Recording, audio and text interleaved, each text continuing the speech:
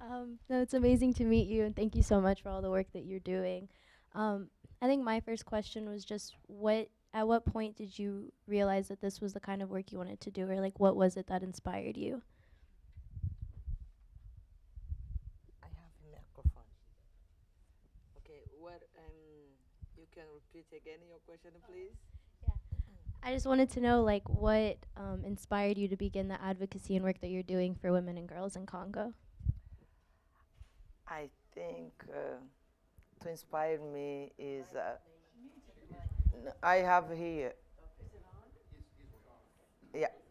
I think where is inspired me to be like I am, I think the challenge and the difficulties when we focus, that inspired me to do something because this voice is really making me to somebody hearing like me, these people really making me to see I have to talk. And that inspired me when I see I'm not crazy, and some people come to listening to me. That is pushing me always. When I see face of people who can say, "Oh, I have a little time to come to listening to Neema," I feel honored. Thank you so much for coming. And let me tell you, my name is Neema Namadamu, and I'm from DRC Congo, and I'm here really. Thank you for OPSI. Thank you for everyone putting these things together for 21 days for peace around the world, in particularly in Congo, to be sharing this. Really, thank you. Thank you, Neema. So Neema and I I've had the privilege of having several conversations with Neema this week through some events we've been having at the Carter Center throughout the week. And Neema, in these conversations, you've mentioned multiple times that your job is to make noise and to be a troublemaker, as you put it. So can you tell me some of the specific ways in which you're working with women and the girls in the Congo to help them make some noise? Sure, that is a very good question. Making noise is really how I work with them. It's my job every day to give them education, to give them value, to give them hope, to give them really considerations like they are human beings, because the culture they considering girls like they're supposed to be married. That kind of, and everyone I think in African countries, they know women, they are like business. They are, when you have a woman, they call them nabintu, some kind gold, money, francs. They are things for families. And that is where, when I work every day, is to give them voice, to give them value. But they still really kind of the culture, and themselves also, they cannot really become like they are. They always wanting to be married. It can say, oh, if they married and they adult dare you, if they love some guy, they say this is not acceptable. For themselves first, they can't believe they can get many adult giving dowry on families or married or married. That is where I'm working every day, to give them education, to give them voice, to give them value. For example, when they get a period when they are girls, and they left class, and when they say you're supposed to be married, I was telling you, Rachel, my polio saved me, because when I get polio, I couldn't be married. I couldn't have a candidate, and that gives me. This is not. It gives me opportunities to have education, to have access to education. Is why I say what I'm doing is to give them really access to education, to give them value, and themselves they can, they are human beings. They are really proud to be women. That is my main job, to give them confidence, to give them education. Is why I'm here today, to make this little noise here, because I get education. I'm speaking now English, I can speak French. Now it's my job is to give them, really to up this new generation. They can speak different language through education. They can speaking, they can thinking, they can see I'm the future. That is my job every day, to give them really access to education, to let them up, to speak, to have a conversation, to tell their life. because they have a really wonderful vision and wonderful knowledge and wonderful life.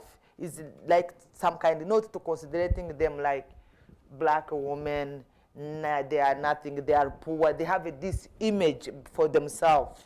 They are poverty, migrant, refugee, or whatever. But my job is no, please stop that image. Have peace and make a little noise. Yeah. My next question was, what would you say is the largest challenge you face doing the advocacy work that you do, whether that be from people giving you backlash, or what might that be? Oh, that will not, we can't miss that.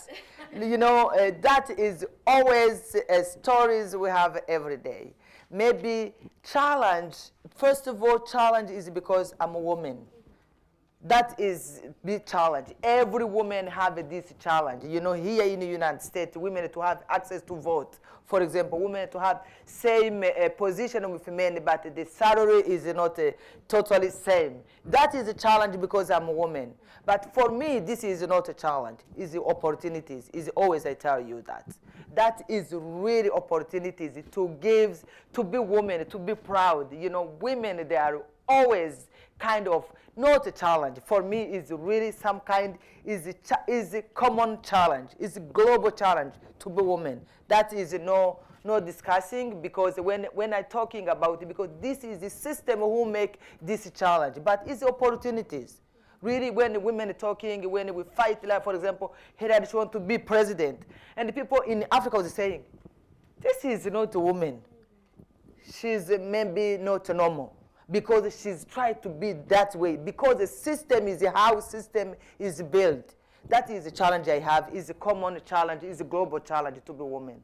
Secondly, challenge I have is not a challenge. For me, my job is to make those opportunities. The second challenge is black women. Oh, wow. Black women, and you know, you can sleep and morning you go out. I was thinking in the United States, you come like paradigms. You know, it's really good countries. But I found to be black is a problem. That is where I come in the United States. But it was a second challenge to be black. Really is a challenge, but for me, I didn't know it's a challenge. To wear it, because I have my daughter here in the United States. And to have this challenge, I say, oh, wow, let me think about it. And I'm afraid when she driving herself, when she come from to campus, and they say, don't come late, my baby. You know, you are black. Because I'm afraid. That is here in America now. Because I was telling her in Congo she's a girl. She must be prudent to go any place late or herself. But here now, she have a color. It's becoming another challenge. But for me, it's opportunities really to talk about magic, to talk about the color. It doesn't mean anything. You know, it's a really kind of system again. That is big systems. He's making this discrimination. He's making this. Now doesn't. It's some people who sleep and they wake up and say, oh, I'm black. You know, it's big challenge. It's the system who make those barriers. But for us, it's opportunities to come together. You know, it's really big opportunities to see, oh, I have a neighbor, to see, oh, you become now cognizing with people and these people with privileged people. This is my opportunity to meet these white people, you know. And this is real for me. I'm happy to be here. This is not a challenge, but people call it a challenge, but it's opportunities. Third, I'm with disability. That is nothing, because it's a privilege to get this disability. Gives me really opportunities, because I get education. It's why I'm speaking a different language. And that is giving me to have this challenge to make that in positive way. And how to make peace. Is some people really adult, color, disability, who doesn't have a peace? Please show me hands. Why you are looking for peace? That is where we are looking for, is to give education, how everyone in family and everywhere, education is really key to give people. It's like contaminating peace. That is not obstacle for me. is really, I think, opportunities. Thank you so much. And it's through education, through speaking main language, through technology. You know, without technology, you can't know where I was living in Congo. Through technology, look how we can change the world. Look how we fly. In 2 days, I'm here in the United States. Through technology, we talk. Through technology, these innovations is why through innovation, it's a beauty. You can discover, oh, we are beautiful African women or men or American. I didn't know American is so beautiful like this, and everyone have this kind of technology. We can talk, the phone.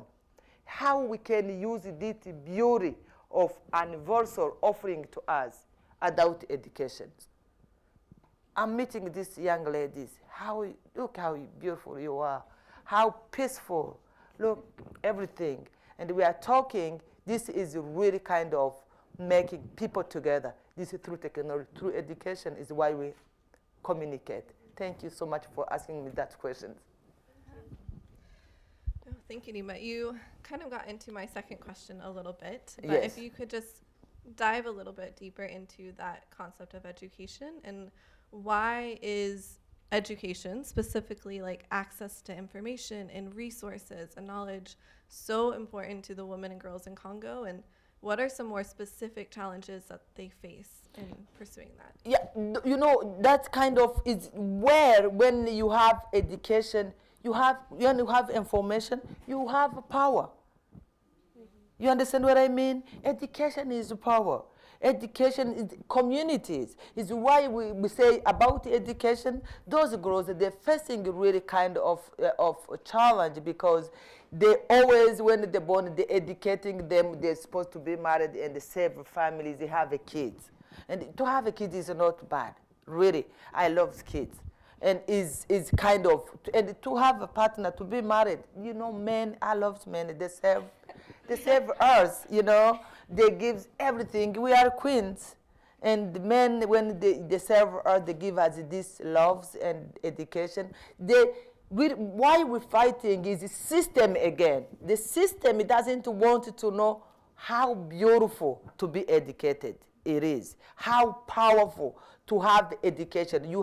We miss many opportunities because we don't have education. And this is why education is the key. If I wouldn't not be educated, you can't meet me here, I would not be here.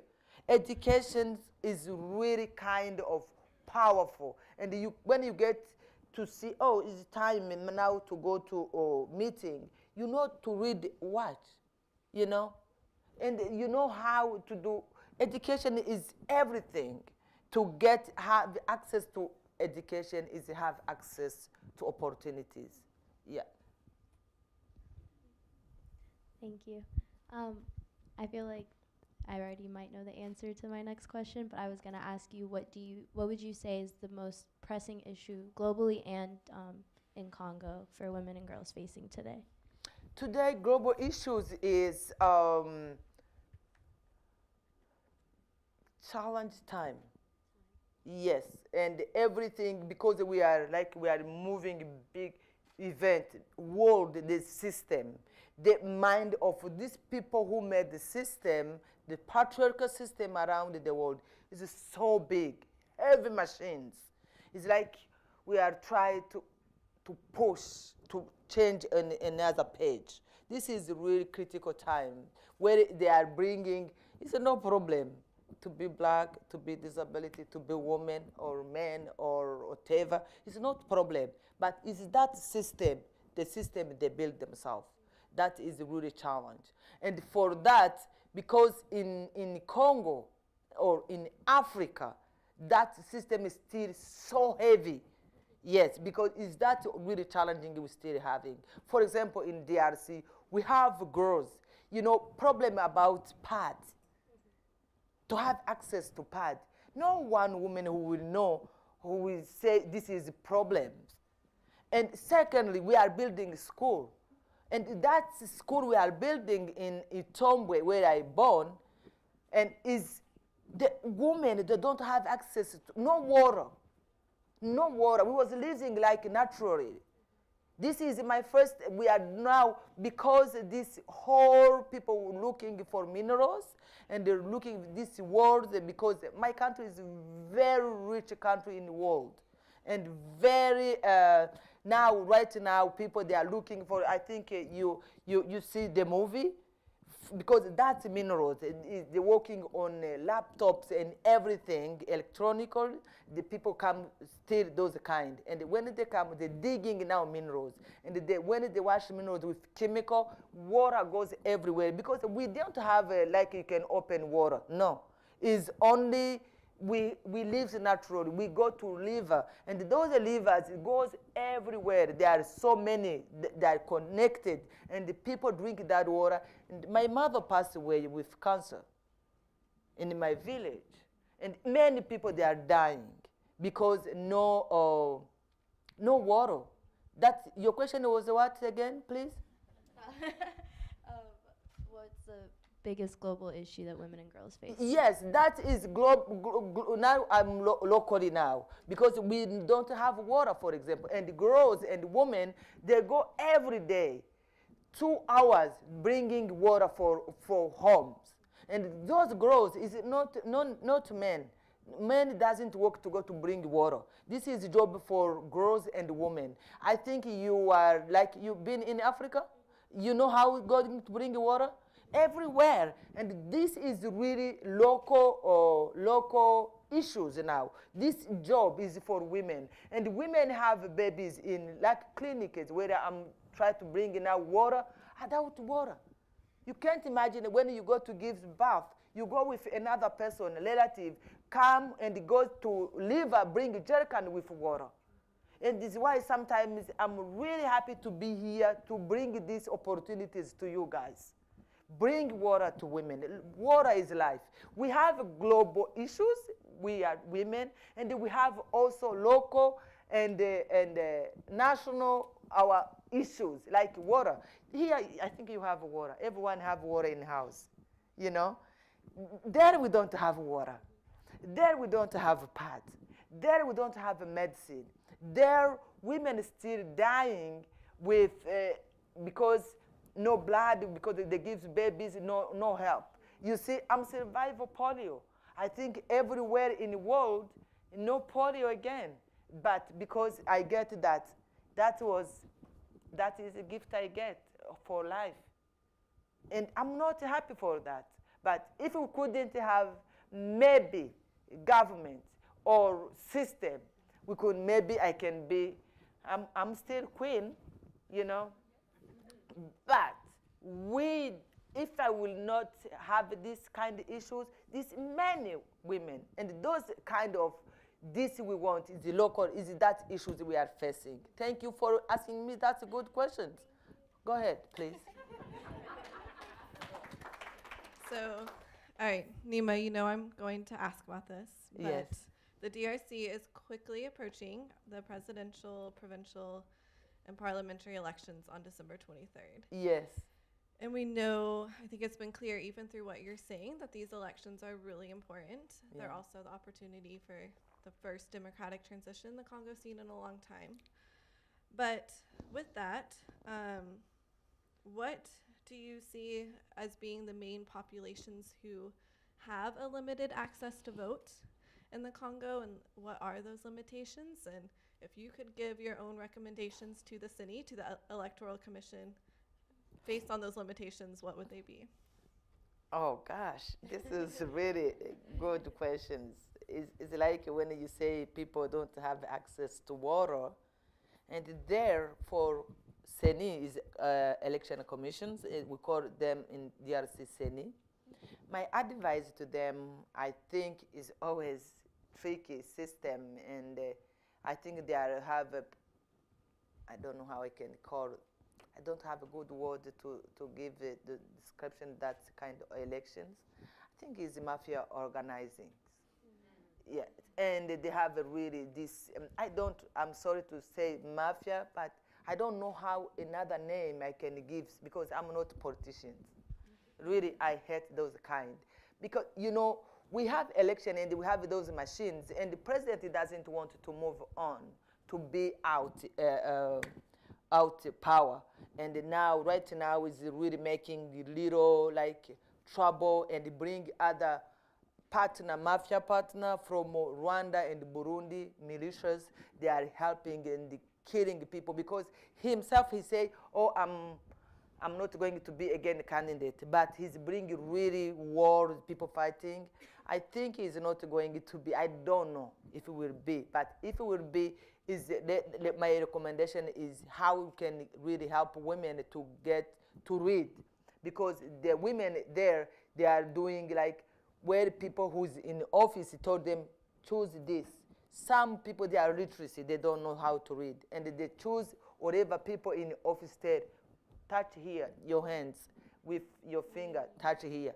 And that is really kind of a recommendation. We don't really have access and no road, but that machine they are bring, I think is welcome. We are going to do whatever if we have access to that machine. Yeah. So you're doing so much great work in Congo. For those of us that are here today or have been attending the events for the past 21 days, what is it that you think we can all do here in order to help carry on your mission over there? For election, really, that kind of my machine is I don't know really in that kind of election, but those kind of other president in region, Greek regions, Burundi and Rwanda, they refuse to step out and they change the constitution. But we Congolese, we have a little power not to say, you can't touch our constitution, President, Mr. President. Now, because he didn't change the constitution, he's working with his partner, like club of mafia. They are sending rebels, killing, and now he's showing UN and the other people, oh, look, we have now trouble, we can maybe doing we look for peace. And he's supporting really kind of peace, name of peace, because they are so much busy fighting for positions, for power. But women and girls, that is where I can say, they are fighting for families. They are fighting for communities. And we want a big organization like Carter Center and USAID and everyone to support those grassroots organizations. Through we can rank this kind of demonstrating capacity, we reach women, and those organizations really they are putting much money in organization, but it's going on a system again. But if it can be possible, please, and you are coming to Congo, try to target women and grassroots organizations. It's not only me. We have many women organizations, but they don't have access to those funds because funds go so high level. They are big giants, those lions. When they get nothing, we are really making only noise. Is why we are noise. Yeah. We need you to make noise, though. Together. Yes. Yeah.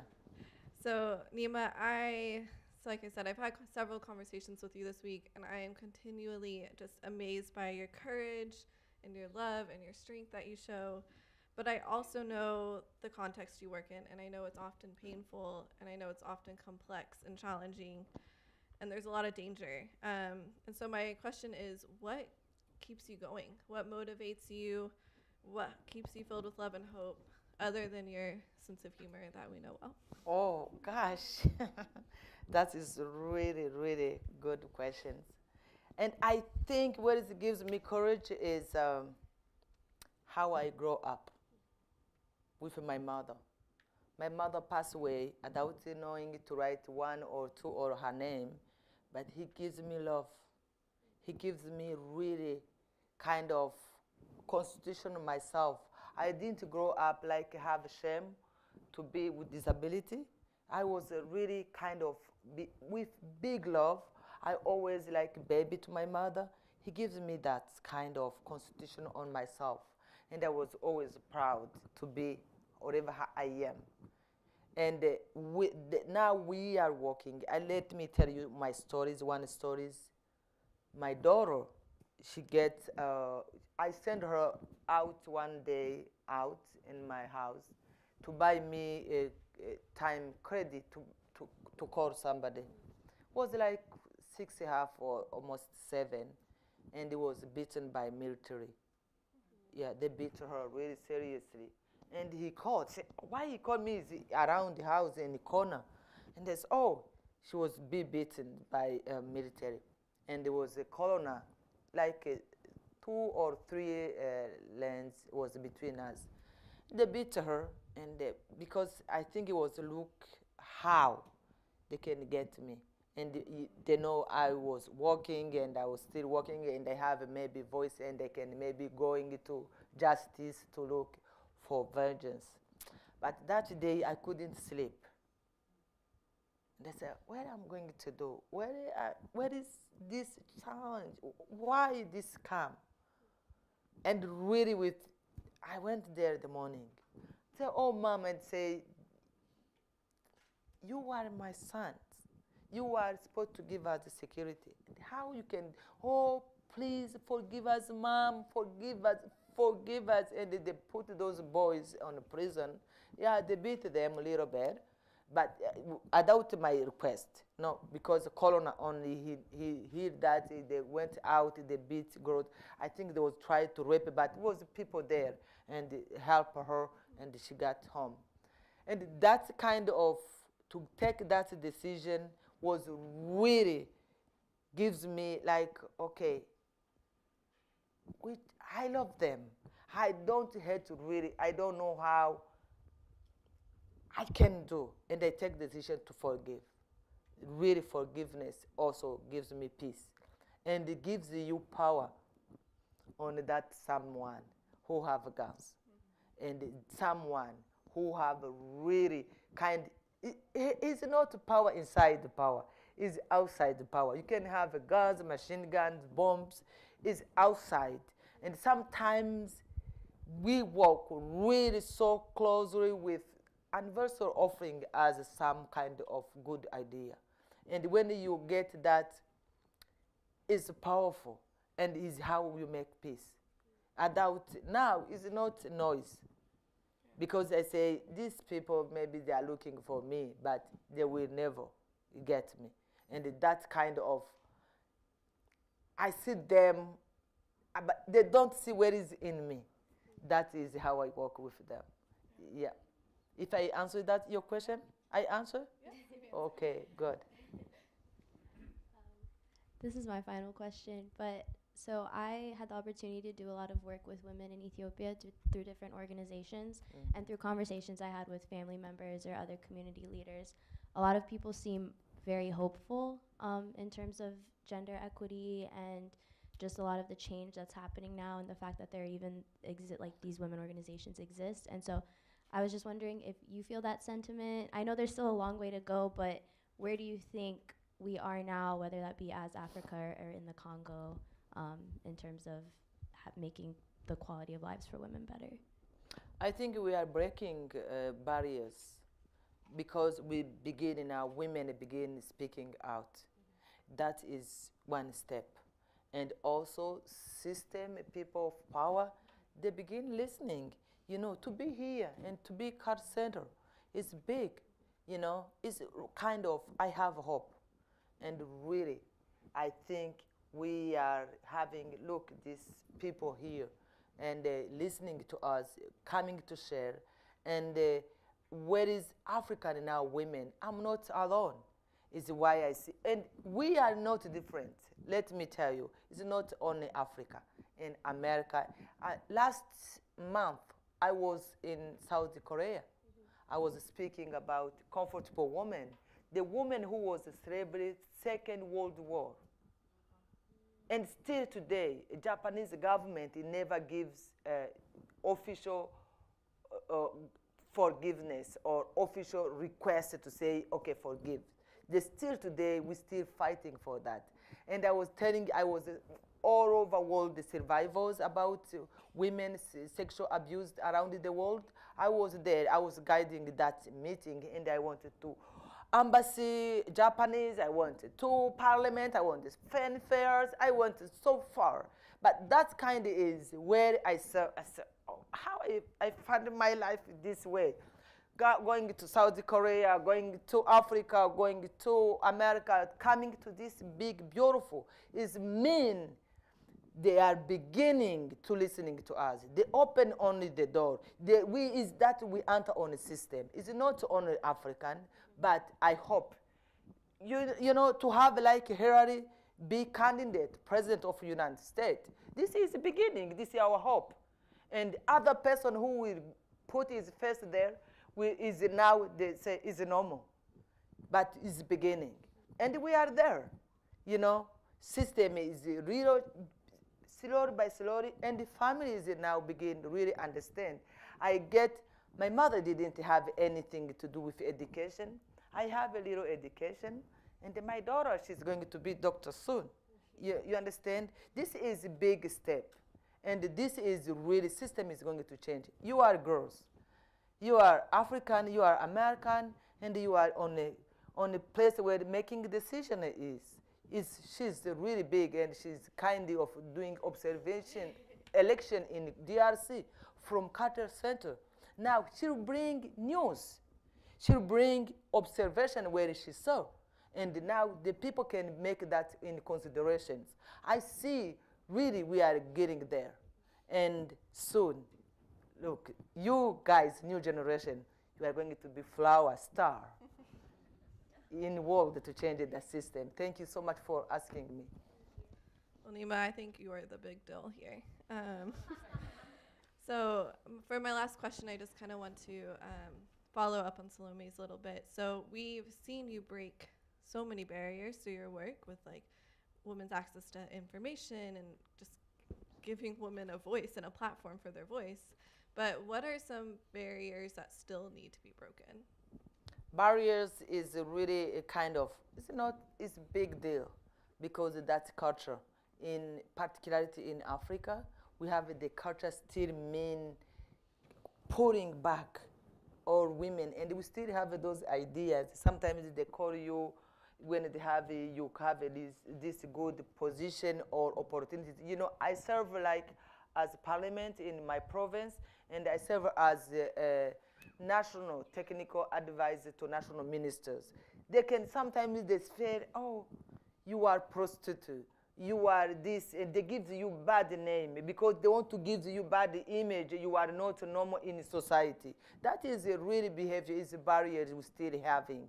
But now girls, I would say we are model for other kids, young girls, young generations, but really it is still there. And we have sometimes you say, maybe I'm not normal because people told you like those kind of bad names and words, and you back on yourself. I'm normal? But when you see things bring change, and they say, this is me, they say, yeah, it's normal. And you see really it's kind of working. Is that I have a really hope because we're still fighting. Is in ourselves too, that culture. Yeah, but we're still fighting with that. Yeah. Thank you, both of you, Salome and Rachel, and Neema, for being here with us and answering these questions. We can open it up to the audience now and get some more questions if you're willing. And while you're thinking about your questions, or maybe you've already thought about it, the one thing I want to say is with Emory 21 Days of Peace, the reason why we bring folks like Neema is not to say that you need to go to Africa to make a change. As a matter of fact, it's the complete opposite. Peace starts here, starts within, that anybody can take part in peace building wherever they are. And that's why we call it building peace locally and globally, and that what you do locally affects what's happening globally. So I just wanted to emphasize that. And then one more thing before we go into question and answers. One of the co-founders, student co-founders of 21 Days of Peace is here, and this is her last year at Emory. So I just wanted to recognize her and thank her for what she started. This is now our third year. Noura, if you can please stand. Noura Mubarak, thank you.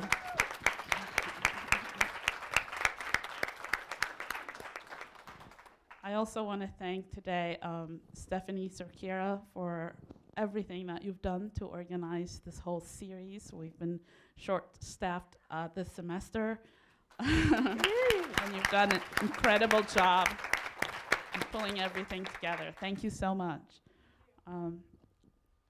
Questions that you may have for Neema, for the students? Okay, we'll come to Allah first.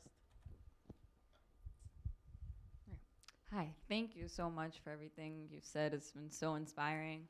I think the last question actually led perfectly into my next question, but I think we've been doing so much work around the world with empowering, educating women. The initiative has gone, it's just been amazing. A lot of work to go, but we've just made so much progress. And you mentioned that culture is a huge thing, and to me, culture is like law in Africa. So my question is, how do you, we've been doing a lot of work with women and girls, but how do you reach men and educate them on the importance of empowering women? Because I think that's that first hurdle with it. So that's my question, is reaching men. Thank you so much. That is a really good question, because we become model. When I educating women, men is really supporting the change, men. Because when, for example, education, when they serve me, they say, I said, you want your girls to be like Neema? They say, sure is that we want. And when I bring that project, this about PAD, Keep Girls on the School, and women was resisting. They say, oh, Neema, don't talk this around men, because this is not, we grow up like this. Why you want PAD? There was resisting women. They don't want me to tell men. And now I say, I begin doing like, women, to have women to be like, it's only me, I back to my village to build the school. And now the chief, they send me a letter, because they wanted already, because we didn't have, now we don't have water in the school, new school we are building, and we don't have a toilet, but they want already begin. Chief writing me letter to begin that school like it is. But where is good, men really, they still, and now they begin understand. And what I am doing is to show how women, their opportunities. This is my game I'm using. I show them, how much you miss if you let your girl go to school. She will be this, she will be this, she will bring much money in your family. And then now, really, that is I'm targeting girls, because now women, my age and the others, they don't understand. They say, oh, you don't have shame, because that's culture. They are grow up and they are old. But new generation and men, really, I say, look where you miss. If you can have, for example, your wife get education, she will do this, and that. And they see many, they are refugees now, immigrant here. They have a serious problem. The woman cannot read. Woman, she cannot cook. She never cook on stove. She doesn't know on, off. She doesn't know what does that mean. You understand what I mean? And they have big challenge. And now is that system happening now in Congo, for example.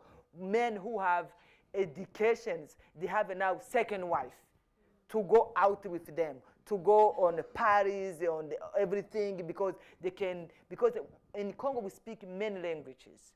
And when he become a really big guy, he become like a general, he look another, we call them deuxième bureau, is in French, second office. Yeah, I don't know how, those women, yeah, is for to travel with, to go with, to make friend, to go to meet friend. But woman, official woman, she's only home with only, she become like nothing. But really, men, they begin to understand. But the culture, you show only women their opportunities. I told them, I'm big opportunities and with disability. You didn't marry me, but other people, because I'm opportunities, look how I'm married to American guys. You understand what I mean? Yeah, thank you so much for asking that questions. Yeah. Hi, my name is Mohammed. I'm from Egypt, and I'd like to thank you for sharing your story with us. We were really touched by your experience. I actually agree with you for a lot of things, especially the system thing you said. We have the same problem. I'm back home. I'm working as a physical therapist, and I'm dealing with a lot of issues about the underserved children with disabilities and women. You know, every problem happens, and the women end up suffering because if you have like a child with a disability and you don't have service, you will carry him for long distance to get even a decent medical care. So my question is a little bit related to the previous one, but it's not only about men. The resistance to change, the community resistant to change. How did you manage to break it? What like advices can you give us to do this in our countries? How are we managed to do this? Thank you. Thank you so much. That is a really wonderful question. Communication is key. And don't go there to show power. No. Be humble and show them they are so powerful, is how I work. And be yourself. Don't bring, oh, I'm from America. I'm big guy. I speak 5 languages. You are not to be received. Yeah, don't go there and you become one of those people. And you become really very vulnerable. And this is how I work. And it's some kind of so hard for men like you to say, oh, chief, and it's not really. Because he have guns or whatever, is chief of a village, but he doesn't know what he doesn't know. But pretend, be,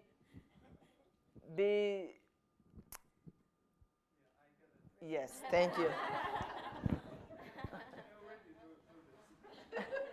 Okay, good, thank you so much. Another question?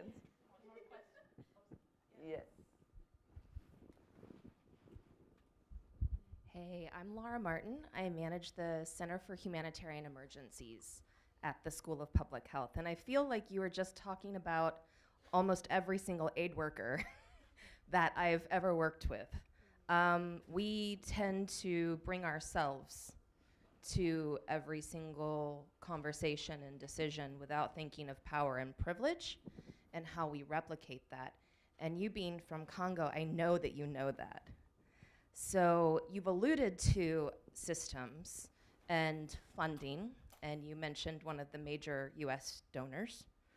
There is the Humanitarian Aid System that specifically I wanted to mention because it works in parallel and often on top of the Congolese government. And you are a queen. The women and girls of Congo are queens.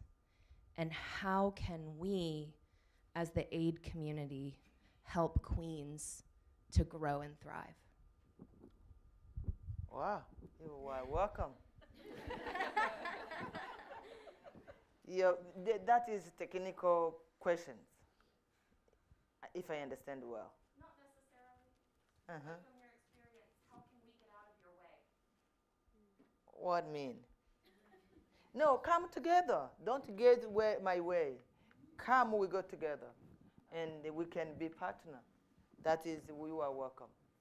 Thank you. Yes, please. Hello. I'm a past president of the Georgia Association for Women Lawyers. And there was an organization called World Peace Through Law.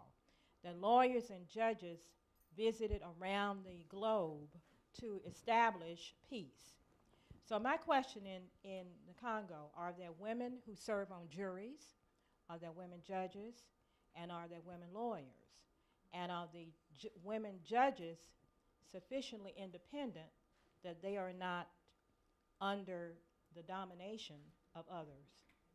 Can they independently rule as women judges? Oh, no. That is not possible. The women, they serve power. And when some women, we have a lawyer, we have a judge, we have everyone, but it's under power people. You know, they can't do anything. The system, they serve the system. Yeah. But we have now in our new program we call Global Ambassador for Peace. We have now a woman, she's a lawyer, she's from California. She's now working with us with Maman Shujaa Center because we have those girls. We're really emerging a new generation. She's supporting lawyer and doctors to have to go to school. They give scholarship or those girls. And that we really, now we're mentoring them in how we are working. We say how we can change paradigms. You know, we don't want to change those power people or leader who have that system, but we one day will be, oh, okay, we have a judge, a woman, we have a lawyer, we have a this and that, and they can make decisions. Yeah, we are doing that, really. Thank you so much. But other who is in power, they serve power to be, okay, they say, oh, we are working with women, you know. It's like kind of some banner they put like ministers, but they don't have anything to do. For example, let me give the example in Rwanda. In Rwanda, they give the example in the world is like 52% of women in the parliament. But we are neighbor countries, and the violent women, but never those women say one word. Yes, and that in Rwanda, like he changed the constitution, he became president, I don't know, whatever he was doing, is not, that is the global issues I'm talking to. And that women, they have two candidates who was tried to be president. They are in the prisons. Yes, for maybe one was 8 years, and now yesterday, I think I saw on the news, one is out prison, but others still there in the prisons. That is making sure that he was looking, oh, he's number one in Africa, he's a big guy, because but those, they work to show international, but inside is really, is a show only. Like, you know, how people give news, you have access, they are professional to deliver messages. Yeah, it's only people get this news on TV or radio or whatever. They are professional. They have a job for that. Thank you so much for asking me that question. Now we'll take our last question.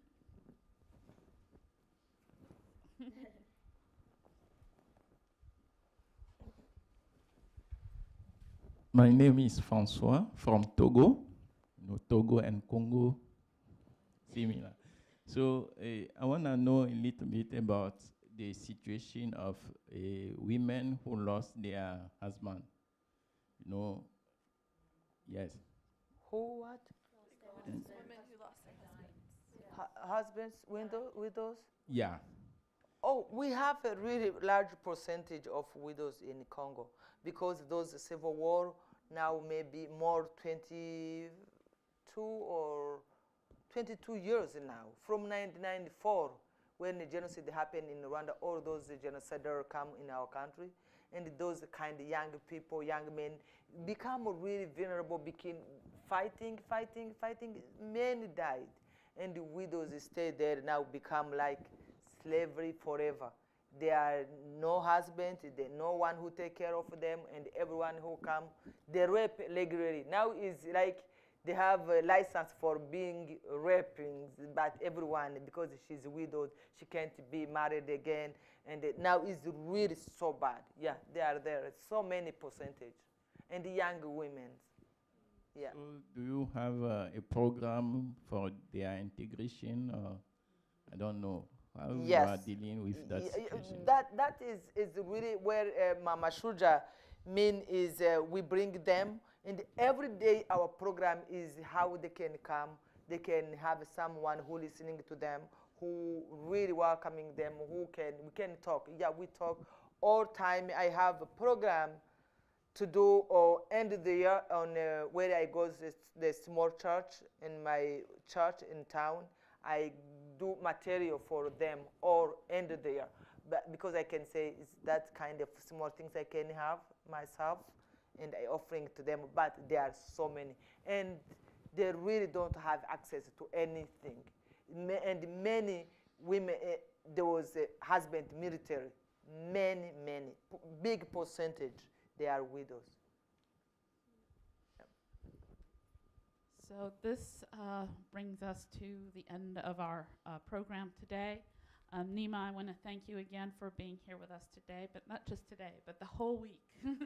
It's been a long week, and I really want to thank you for being here and really sharing with all of us, with all your heart, and for everything that you do to uplift the voices of women and to make life better for women and girls in Africa and Congo, but that translates also for women and girls here in America. I think what you're doing there is not just exclusive to what's happening there. It's really exemplary of also what's going on here. Patriarchy is there, patriarchy is here. We get it. Yeah. And with building peace, build peace where you are with whatever resources you have. You know, our example is Neema. She did that with where she is and what she has.